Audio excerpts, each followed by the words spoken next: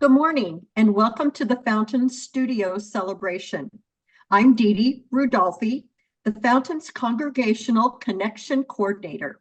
And as you can probably tell from the eStreams and other communications, we are in the middle of high season here at the Fountains and have lots of ways for people to connect with one another for service, spiritual growth, and for fellowship. One of those opportunities that I'm excited to be a part of each week is our Women at the Well gatherings on Tuesday mornings at 9 o'clock. If you're a woman who'd like to explore a variety of spiritual topics and be in fellowship with other women at the Fountains, you are welcome to join us either in person or on Zoom every Tuesday morning at 9 a.m. You can get the Zoom link by emailing a request to welcome@weputlovefirst.org, or if you're in Fountain Hills, just show up at the Connection Center any Tuesday morning. This link can also be found in our weekly eStreams. If you have any questions, don't hesitate to ask me or email me at dede@weputlovefirst.org. We would love to have you be a part of Women at the Well. In the meantime, wherever and whenever you are joining us, we're glad you're here.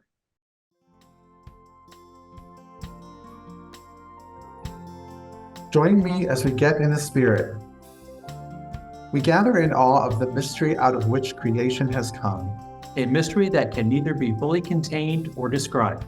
We gather in awe of the mystery through which humanity was birthed, bringing us into being in all our rich diversity, yet leaving us unfinished.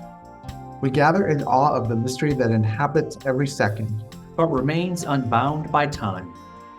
We gather in the awe of wisdom revealed in the works of human knowing, and in the depths of a creation still unknown to us. We gather mindful of the spirit of life that inspires us to speak and to fight, and participate in the joy of creation. All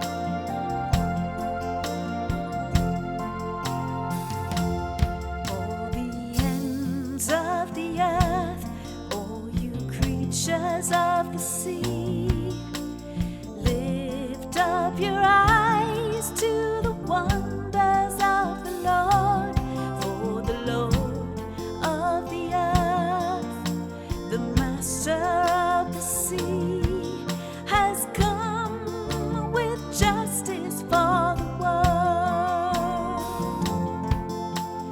Break into song at the deeds of the Lord, the wonders he has done in every age. All the ends of the earth, all you creatures of the sea,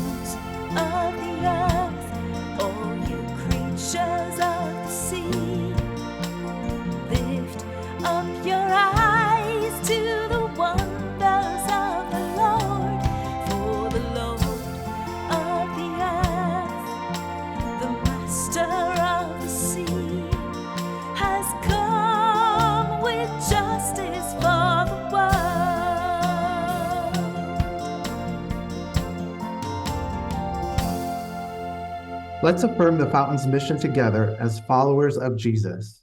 We put love first.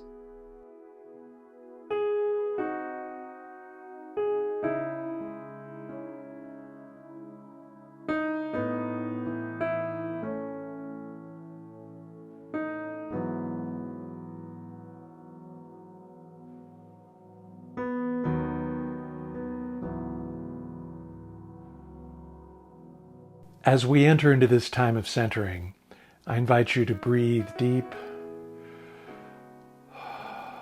and consider the words of Bruce Sanguin in his book of poetry, If Darwin Prayed.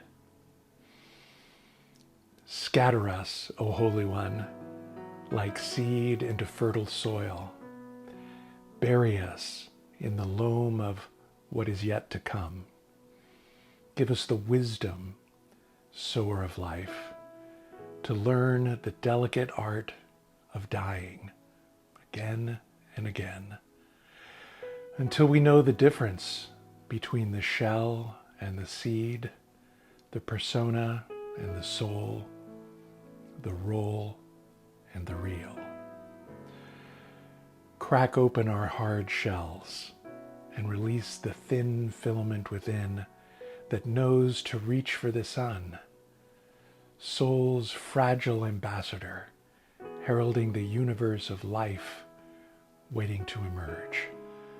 Draw our greening souls upward in love with light, and drive our roots deep, allured by sacred darkness. Grow us. We consent to your evolutionary grace. Be still and know that I am God. Be still and know that I am God. Be still and know that I am God. Be still and know that I am God.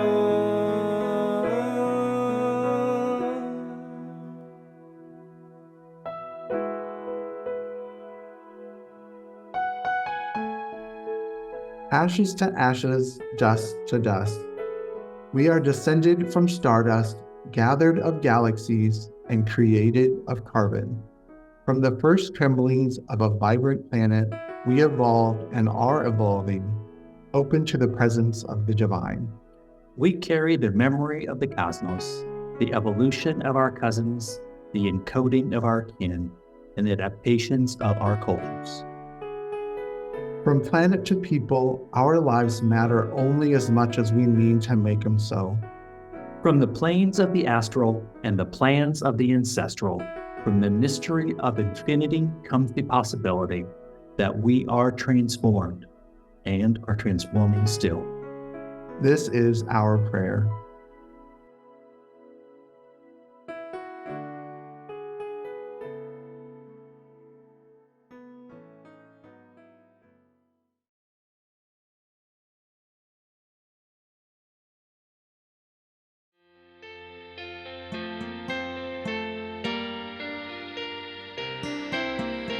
Our Father who art in heaven, hallowed be thy name.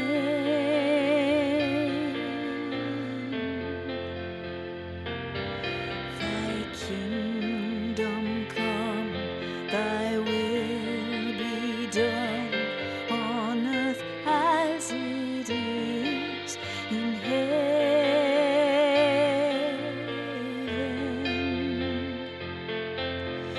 Give us this day our daily bread, and forgive us our trespasses,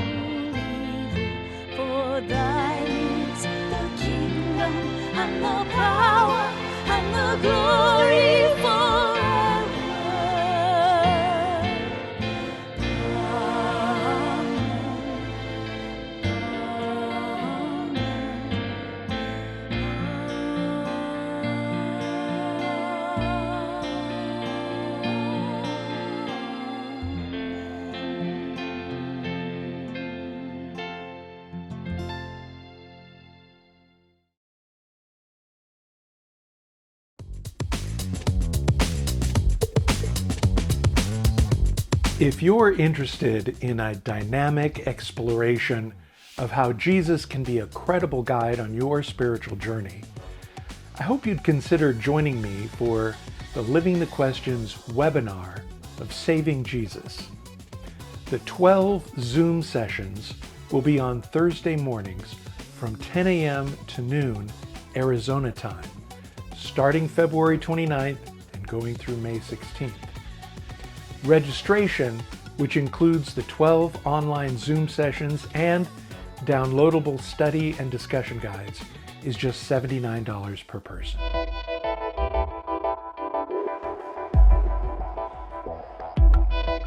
Everybody knows something is wrong. Doesn't matter if you talk to liberals, conservatives, very Unitarians, or Pentecostals. Do you think we're on the right track? They'll say no. Are you worried? Yes. Are you frightened? Yes. Our society has divided us all into camps, and we're all warring with each other. We're not talking to each other. We're not valuing different points of view. We're hunkering down, circling the wagons, and lobbing shells back and forth at one another. That has no future. Apocalyptic firebrand, mystical faith healer, political insurrectionist. There are as many images of Jesus as there are theological and political stripes. Walk into the narthex of any number of Protestant churches, and you're likely to find the sentimental, blue-eyed, pink-skinned Jesus of artist Warner Solomon gazing peacefully upon your comings and goings. Enter the neighboring Catholic church and you'll probably find the image of a beaten, bleeding, emaciated man suffering on a cross. From the Gospels to illustrated Bible storybooks to portrayals in film, Jesus has been the subject of considerable spin over the ages. There's all kinds of controversy on how we read the four Gospels that we have in the New Testament. People sometimes say, oh, somebody just made this guy up. He's a fictional character. And I want to say, well, whoever made him up, that's the person I want to follow. Because there's just something inexhaustible and inspiring, and I believe truly substantial when we look just at those texts. Who was Jesus? I mean, that is a really, really tough question to answer because so much of what we have is fragmentary in the evidence. So you never get a complete picture. You get glimpses, you get fragments. Is we've taken 2,000 years to turn Jesus into someone very different than that person who got in the water with John for baptism. The poor have the good news preached to them. The sick are healed. It's people who reach out and live that gospel of Jesus to those who are the outcast and the abandoned in society, especially a preferential love for poor people, for prisoners, for battered women, for children who are in poverty. To me, that's a sign. The incarnation to me is being around a table where there are people of every color and different languages and different political and theological points of view, different ways of living their lives, different understandings of who they are to love, having a meal together. And the alternative wisdom of Job, Ecclesiastes, and of Jesus speaks of a radical centering in that mystery with a capital M that lies beyond tradition, beyond convention, in the Spirit of God. It's amazing when you talk to people who think Jesus said certain things he never said about people going to hell or something, positing this God as an angry God, a lawgiver and a judge, someone who's like your angry father you had to appease with gifts to get back on the right side of. All that stuff is a perversion of the simple teachings of Jesus, that we should love everyone, we should regard everyone, we should bring more and more people into the fold of God's love because they're loved by God whether they know it or not, and we should tell them so they'll know it. You can find out more information and a link to register at livingthequestions.com. Registration is limited, so be sure to sign up now for inspiring input, great conversation, and a liberating view of what it means to follow Jesus today.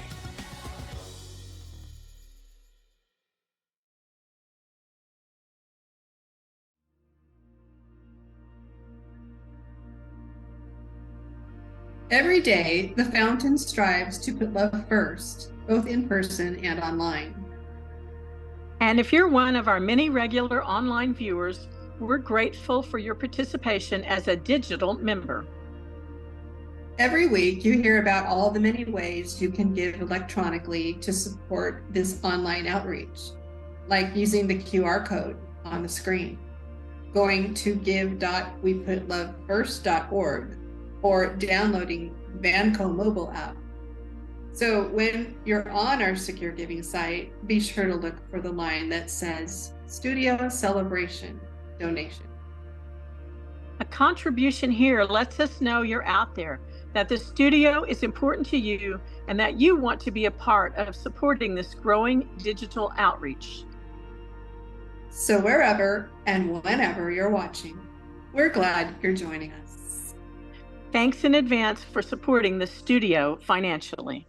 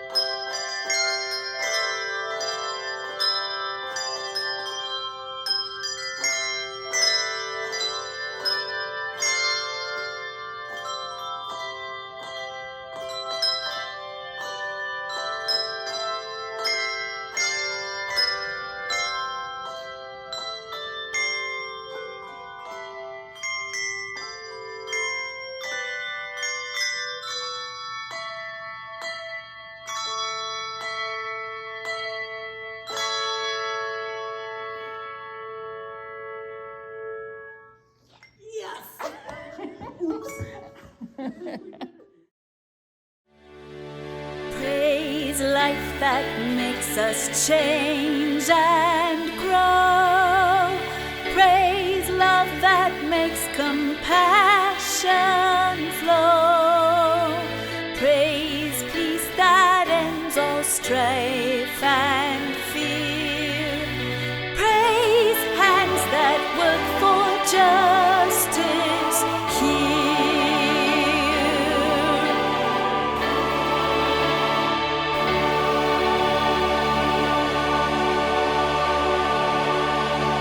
Our passage today is from Paul's letter to the Romans, the only one of Paul's authentic letters in the Bible that was not written to either a church that he personally started or to a friend that he knew one-on-one.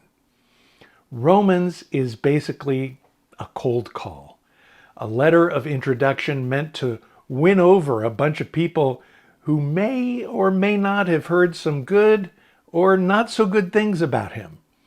In that way, Romans is a gift to us in that it's the most complete and systematic expression of what Paul believed. And in Romans 8, Paul is in the middle of opening up this great vista of hope for people, a glimpse into the future with a transformed world where both people and creation are made whole.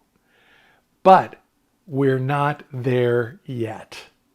In the meantime, there's a lot of longing and yearning going on. Paul specifically uses the imagery of creation groaning in labor pains, waiting for the birth of a renewed creation. We are part of something that has yet to come to fruition, that is in process, that is developing, that is, dare I say it, a process that is evolving. And two things to keep in mind. One, you can count on there being a lot of hard work in moving creation along towards achieving wholeness. And two, just because it's taking a long time doesn't mean that in the big picture, there's not progress. Things are not easy for the followers of Jesus in Rome. So, Paul is writing words of encouragement to a people that are wondering if what they've sacrificed and given up is worth it. Paul assures them that before there can be new life, there'll be a whole lot of groaning going on.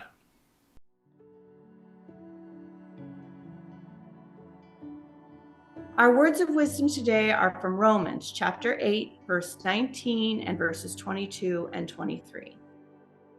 For the creation waits with eager longing for the revealing of the children of God. We know that the whole creation has been groaning in labor pains until now. And not only the creation, but we ourselves. We have the first fruits of the Spirit, grown inwardly while we wait for adoption, the redemption of our bodies. Hear what the Spirit is saying to the church. Thanks be to God.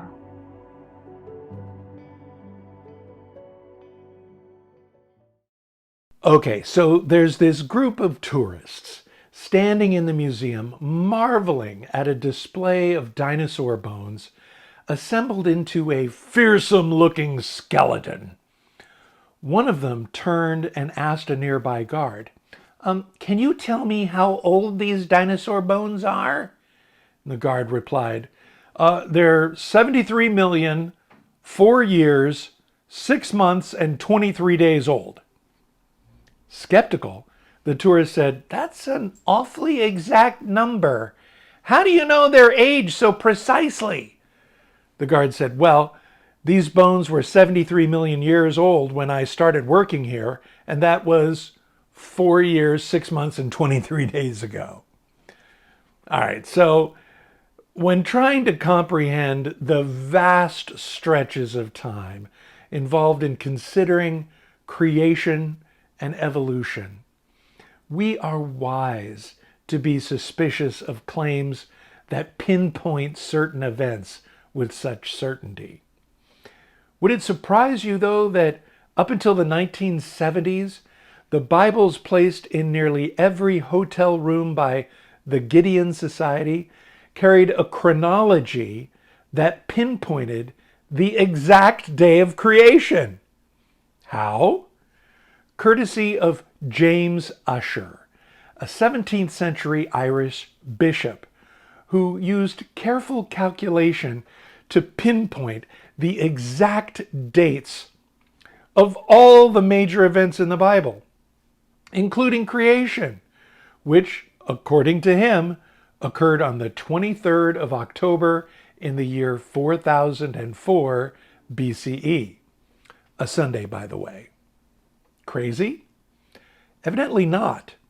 Today, depending on how the poll is worded, as many as 4 out of 10 Americans actually believe that the Earth is only 6,000 years old, certainly no more than 10,000 years old. And if asked why, few would have an answer beyond, "The Bible tells me so." That's one of the reasons we observe Evolution Sunday at the Fountains. Somebody in the church needs to speak up and say, don't go blaming the Bible for your wacky, irrational beliefs. Let me be clear. The biblical stories of creation in no way support what has come to be called in the 21st century creationism and intelligent design. If you actually read the text and know the context in which they were written, it becomes perfectly clear.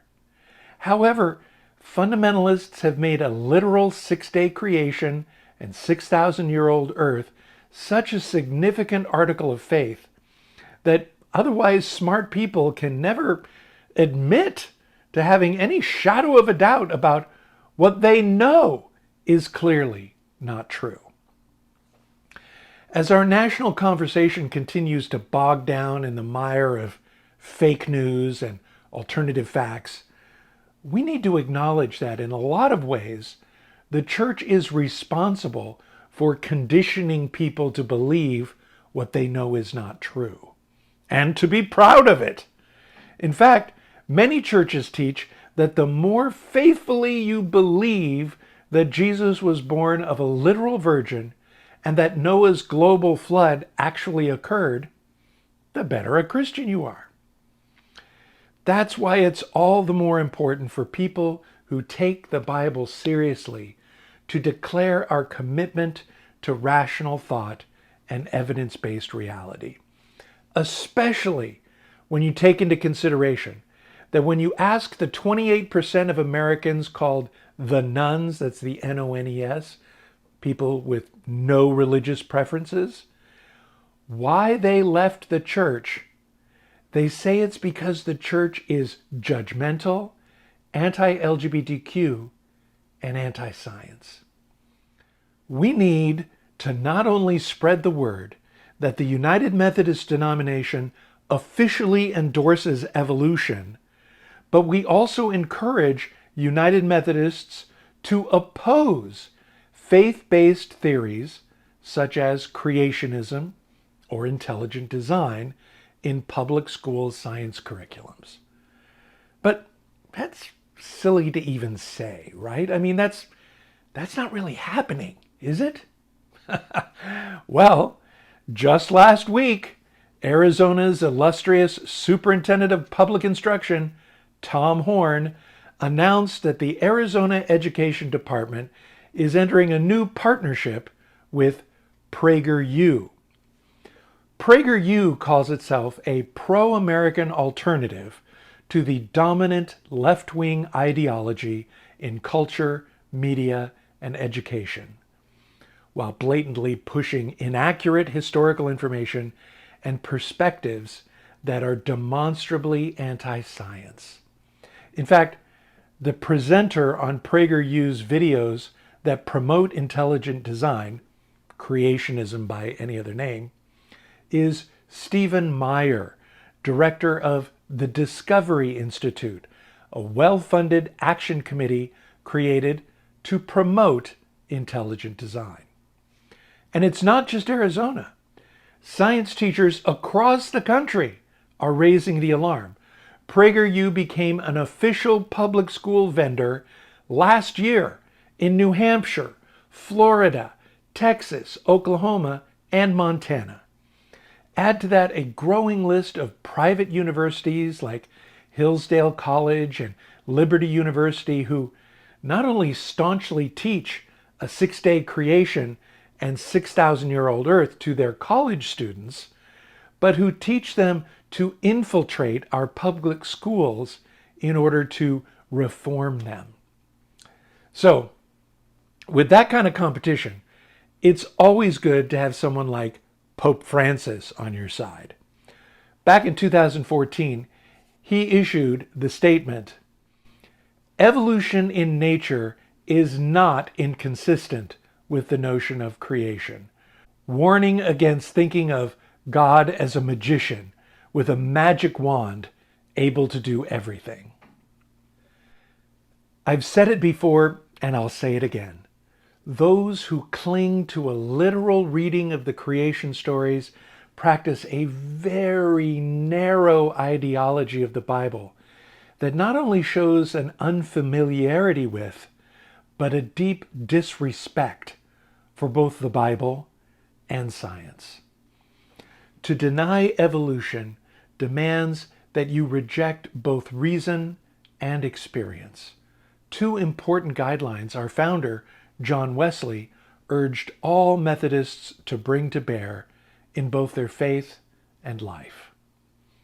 So, on February 12th, 215 years ago, Charles Darwin, another proponent of reason and experience, was born in England. 50 years later, he published On the Origin of Species, a book that turned the world upside down. In it, he suggested that in any species, if a slight variation enables that individual to survive over another, then that variation is likely to be propagated, to continue to exist, and over an extended period of time, become a distinctive part of that species. It wasn't until over 10 years later, when Darwin published On the Descent of Man, that he specifically addressed the evolution of human beings, and the debate over that claim continues to this day. But even back in 1871, Thomas Nast did a cartoon for Harper's Weekly where the defrauded gorilla stands at the door of the ASPCA complaining that Darwin has insulted him by claiming his previously respectable pedigree. And here we are, over 200 years later, and insecure Christians are still obsessing over the importance of a literal interpretation of creation to be considered acceptable to God. And yet, Colorado United Methodist Reverend Paul Kotke asks us to consider the fact that there is not one of us here who has not received the benefits of medical science. There is not one of us here who has not received the benefits of engineering science as we drive our automobiles, as we live in homes with electricity and heat, as we eat of foods from around the world. For religious leaders to encourage people to deny the possibility of the science of evolution is to encourage them to live in a world in which their faith is disconnected from their lives. And then there's the phenomena of the Spirit's life-giving presence being experienced as much through the wonders of science as through faith. Darwin himself wrote, "There is grandeur in this view of life. Whilst the planet has gone cycling on according to the fixed law of gravity, from so simple a beginning, endless forms, most beautiful and most wonderful, have been and are being evolved." You felt it, haven't you? The wonder and awe that comes when you ponder the miracle of life, the beauty of creation, through both those intangible feelings of awe over the wonder of nature, to the daily magic of technology that we take for granted. Science is not some evil force that we must reject or deny in order to be an acceptable Christian.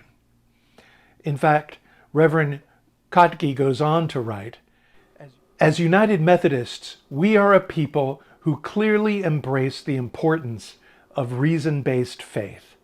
We accept that God has given us our minds to be used, and we have seen the benefits of such engagement. Isn't it of interest that the vast majority of hospitals and universities, colleges across this country had their roots within organized religion?" When we were exploring colleges with Nat a number of years ago, he and I attended a symposium featuring a panel of admissions officers answering the questions of a couple of hundred parents. That panel made me very proud. Of the 5 panelists, 4 were from schools founded by Methodists. the fact of which most people were oblivious to. Southern Methodist University is obvious. Methodist is right there in their name, but most people are unaware that Emory, the University of Denver, and USC were all founded as Methodist schools. And they're just a few of the hundreds of schools that Methodists have started over the last 200 years. Why?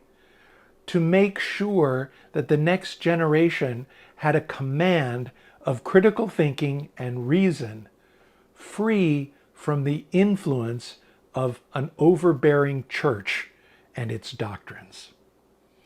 Look, the Apostle Paul knew nothing of the concept of evolution. But in our passage today, almost 2,000 years ago, he used the metaphor of all the world groaning in labor pains. There was a recognition that creation is not something static, made once in the beginning and done. He was able to say that creation, and we along with it, are changing and growing. Creation is dynamic. We are dynamic, both in physical and spiritual ways. Not only is our identity as human beings that of co-creators, co-householders with the divine, there is within all of us the same energy that is in all of creation. Call it what you will, a life force, the spirit. Go back 14 billion years and we, along with all of creation, find our beginnings as stardust. And yet today we are living, breathing expressions of a universe that for billions of years has been evolving towards what it is today. The paleontologist and Jesuit priest Teilhard de Chardin suggested that the next phase of evolution is the formation of a genuine global community. The challenge for us in the 21st century is, can we as people of faith be advocates for healthy and whole communities within our diverse world? I don't know about you, but I think it's time for religion to evolve.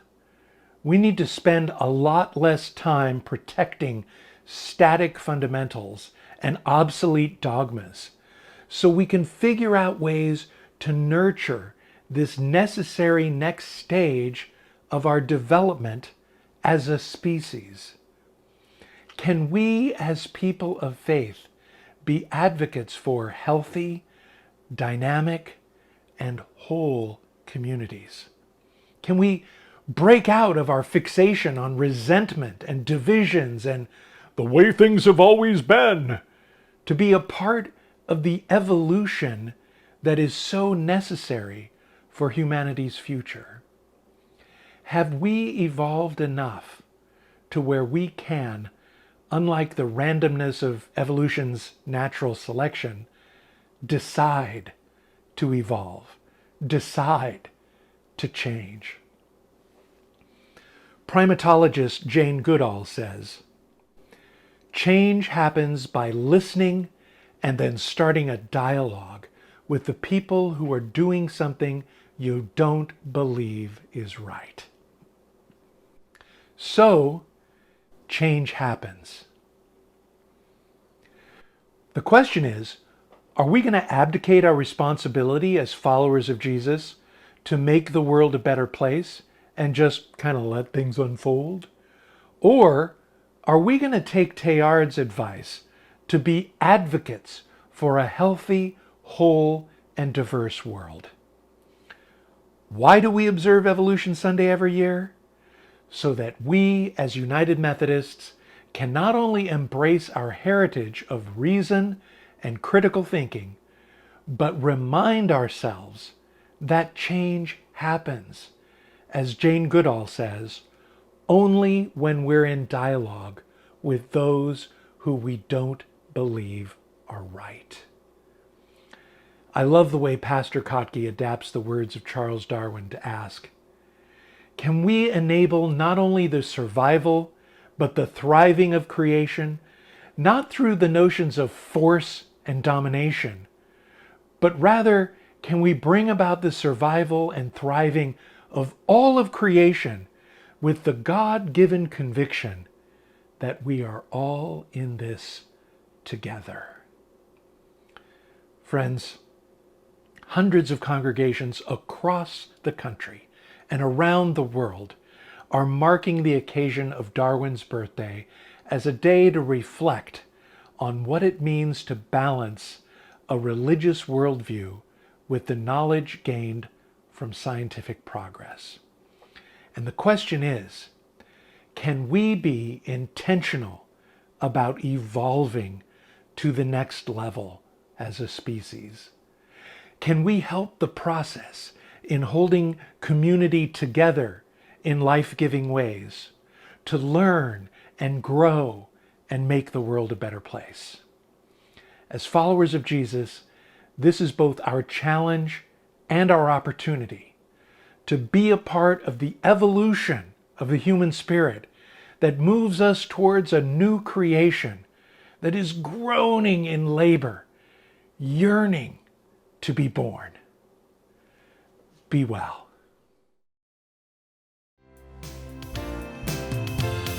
Stars and planets flung in orbit, galaxies that swirl through space, powers hid within the atom, cells that form an infant's face.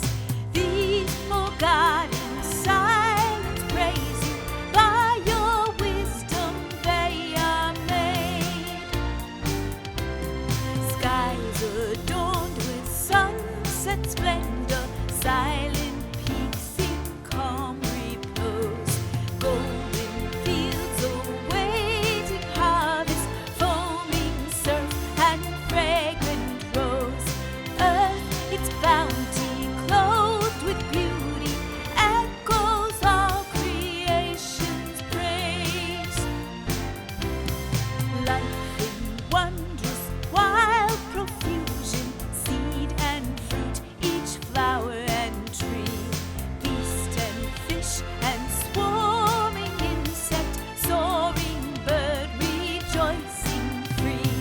These your creatures join in chorus, praising you in wordless song.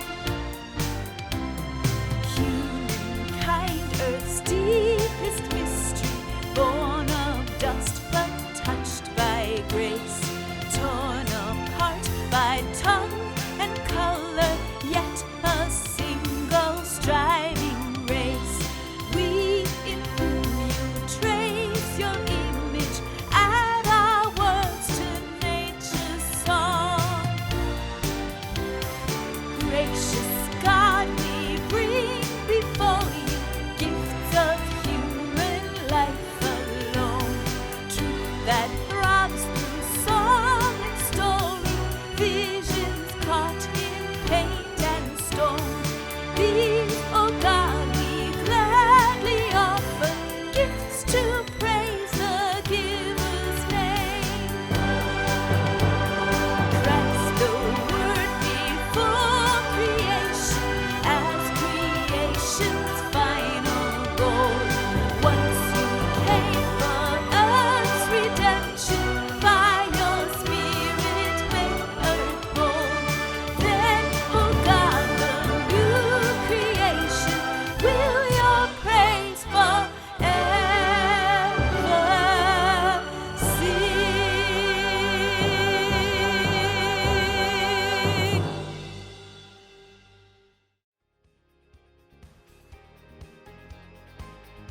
Let us offer these words of challenge and blessing to one another as we go. This we know, the earth does not belong to us. We belong to the earth. This we know, all things are connected. Like the blood that unites all as one family. This we know, we did not weave the web of life. We are merely a strand in it. This we know, whatever we do to the web, we do to ourselves. Let us give thanks for the gift of creation and the Spirit of Christ guiding us on the way.